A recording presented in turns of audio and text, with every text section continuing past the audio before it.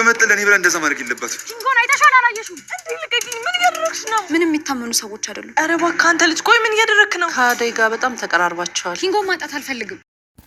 ሰላም እንዴት ናችሁ? የነጁ ሆም ኩኪንግ ቤተሰቦች ሰራተኛዋ አደይ 137ን ይዤላችሁ መጥቻለሁ።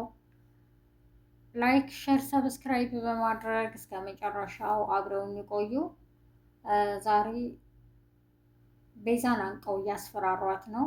ቅምጥል በሰማችሁ ከዚህ በፊት ቤዛ እና ፍቅር ሰዎችን ያግቱ እንደነበረ ትሰማለች እና ቤዛና ፍቅር ተይዘው ልጃቸውን ማግኘት አለባቸው፣ መጠየቅ አለባቸው በማለት ቤዛን ይከታተሉና ይዘው ያስጨንቋታል። ቤዛም የሌባ አይነ ደረቅ ሆናለች። አላየሁም፣ ተውኝ፣ አታስጨንቁኝ ትላለች። ቅምጥልም አንገቷን አንቃ አይ ይህ ነገር ታውቂያለሽ፣ ኪንጎ የት ነው እያለች ታስፈራራታለች።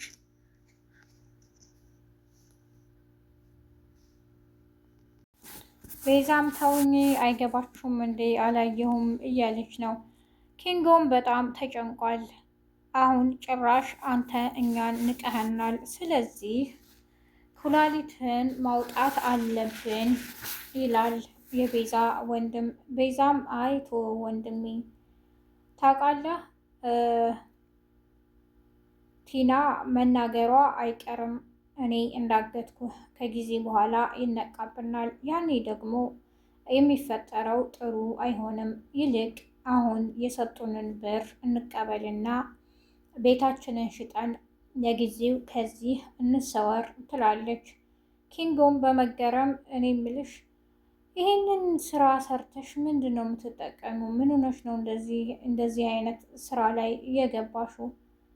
የሚገርመው ይላል ታስሮ።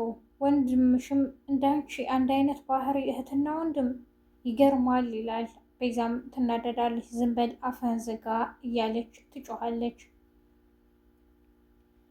ይሄን የመሰለ ቤት አትሽጪ፣ እኔ እንደሆንኩኝ አይደለም ታግቼ ብዙ ብር ሊከፈልልኝ 10 ብር እንኳን የለኝም ይላል ኪንጎ ታስሮ። ቤዛም አንተ ጅል፣ እኔ ካንተ አይደለም የምፈልገው፣ ጓደኞችህ በጣም ተጨንቀው እየፈለጉህ ነው። ያቺ ጅል ደግሞ ለአንተ ስትል የማትከፍለው መስዋዕትነት የለም። ስለዚህ ቤቷንም ሽጣ ቢሆን ታመጣለች። ስለዚህ አሁን በምንደውልልህ ስልክ አውራቸው፣ እባካችሁን ድረሱልኝ በል፣ የእኛን ስም ግን እንዳታነሳ ብለው ነበር ያስደወሉት።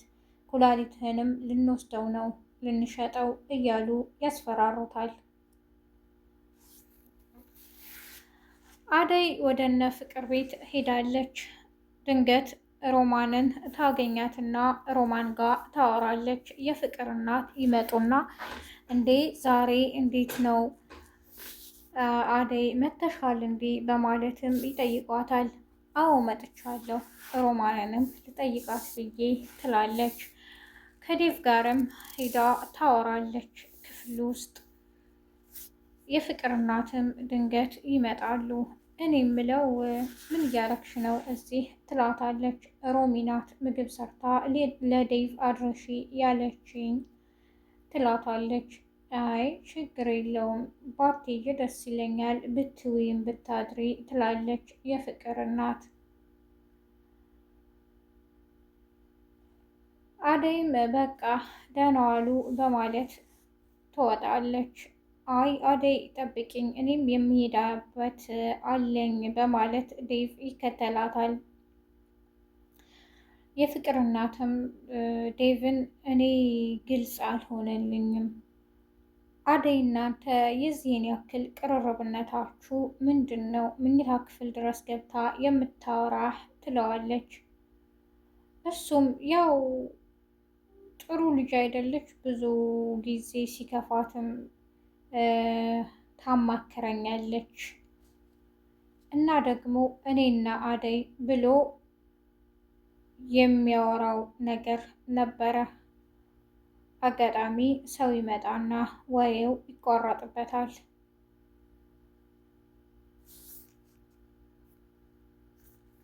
ሩታም ዛሬ ሮሚን ይዤሽ ልውጣ ዘና ብለን እንመለሳለን በማለት ወደ ውጭ ይዛት ልትሄድ የፍቅርን እናት ትጠይቃለች። የፍቅር እናትም አንቺ እንደ እናትሽ ጥሩ ልጅ ነሽ፣ እሺ ይዘሻት ሂጂ ትላታለች። አሹንም በመሄድ ይጠይቁታል። ልንወጣ ነው።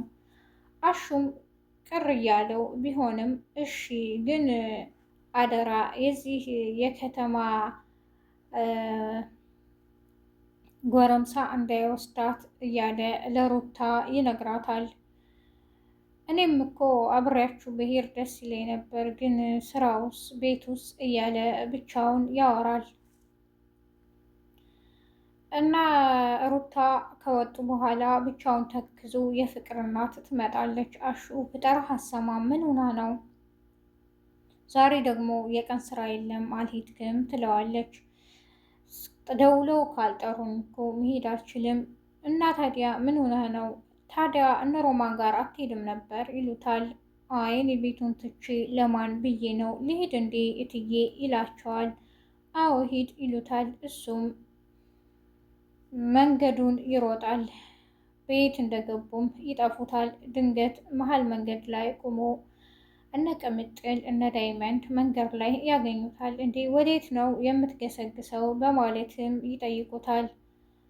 እኔማ ዛሬ ስራ የለኝም እና ሮማንና ሩታ ጋር አብረህ ሂድ ተብዬ ነበረ፣ ወዴት እንደሄዱም አላውቅም ጠፉኝ በማለት ይነግረዋል። ዳይመንድም አንተ ምን አለብህ? እኛ አንድ ስራ አጥተናል፣ አንተ 2-3 ትሰራለህ ይለዋል። እና ታዲያ እናንተ ወዴት ናችሁ ሲሉትም ግልጽ አድርጎ አልነገሩትም። ሩታና ሮማን አሁን ነው በዚህ የሄዱት በማለት ይነግሩታል። እሺ በቃ ደህና ዋሉ በማለትም ይሄዳል። ቅምጥል ለምን አልነገርነው? ምናልባት እኮ የሚያግዘን ነገር ይኖር ነበር ትለዋለች ለዳይመንድ። አይ አሹ ስራውን ትቶ ከእናንተ ጋር ካልዋልኩ ካልፈለግኩ ይላል። ስለዚህ ለዛ ነው ያልነገርኩት ተይው ይላታል። በረከትም አልተስማማም። ይሄ የአባትሽ ንብረት ነው አይሸጥም። እንደገና ደግሞ ወንድ ልጅ አትመኝ።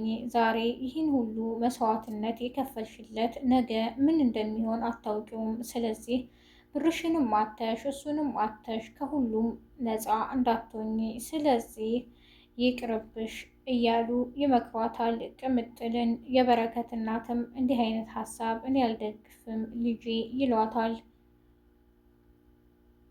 ይሄ የአባትሽ ጥሪትም ነው ይላሉ። የዛሬው ክፍል ይህን ይመስል ነበር። ላይክ ያድርጉ።